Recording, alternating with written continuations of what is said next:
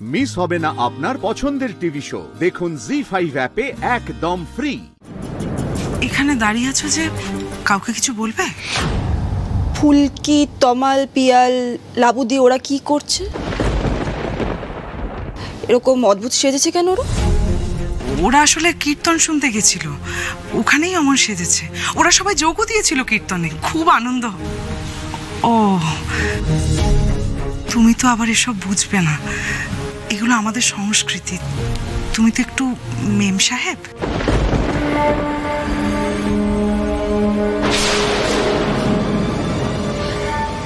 এরকমও হয় নাকি? আমার জানা ছিল না। ওকে, যাই হোক, যে যেমন করে সাজুক, আই ডোন্ট কেয়ার।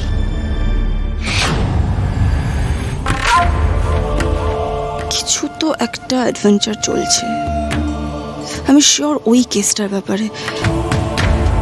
আমি না সেই থেকে ভাবছি, ছন্দক দাদার দুটো চাবির মধ্যে একটা চাবির গায়ে সাবান কি করে লাগলো, এইবার মাথায় এসেছে।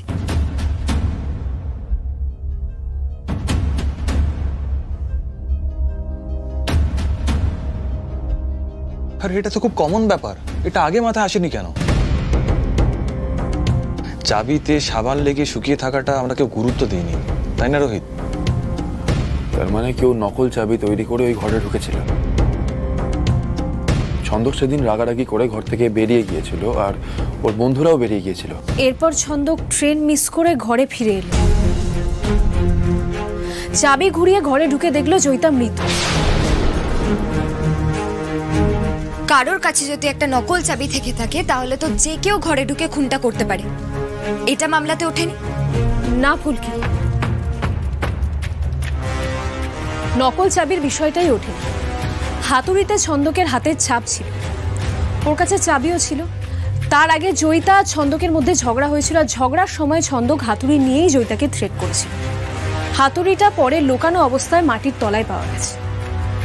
আর ছন্দক অ্যালিবাই তৈরি করেছিল ট্রেনের টিকিটটা যত্ন করে রেখে দিয়ে।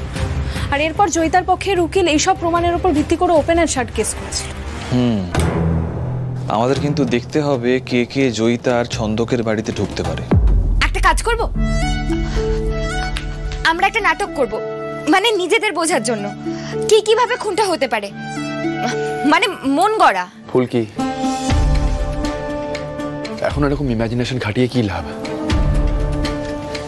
কাল তো কোর্টে কেসটা উঠছেই, ভানু সরাসরি সব প্রশ্ন করবে। না রোহিত, রোহিত, ফুলকি কিন্তু আইডিয়াটা ভালোই দিয়েছে। ও যেটা বলছে সেটা আমরা পুলিশরা প্রায় করে থাকি, এটাকে ক্রাইম সিন রিবিল্ড করা বলে। আমরা ক্রাইম সিন রিবিল্ড করি, এতে অনেকগুলো সম্ভাব্য প্রসেস অফ মার্ডার সামনে আসে, মানে কে কে খুন করতে পারে, কিভাবে খুন করতে পারে, এইসব। আর তাতে ভানুরও কোর্টে প্রশ্ন করতে সুবিধা হয়। দেখেছেন তো স্যার, ফুলকি দাস কিন্তু এমনি এমনি কিচ্ছু বলে না। আমরা সবাই একবার চেষ্টা করে তো দেখি কোনো সমাধানে আসতে পারে কিনা। বলা তো যায় না, মা কালী হয়তো ফুলকি দাসের মাথায় কোনো বুদ্ধি ঢুকিয়ে দিল। আমার মন বলছে আমাদের আশেপাশেই কেউ আছে যে এই খুনটার ব্যাপারে খুব ভালোভাবে জানে, আমরা তাকে ধরতে পারছি না। ফুলকির মাথায় নিশ্চয়ই আবার রুদ্র আর ঈশিতার কথা চলে এলো। কখন যে বেফাস কি বলে দেবে কে জানে।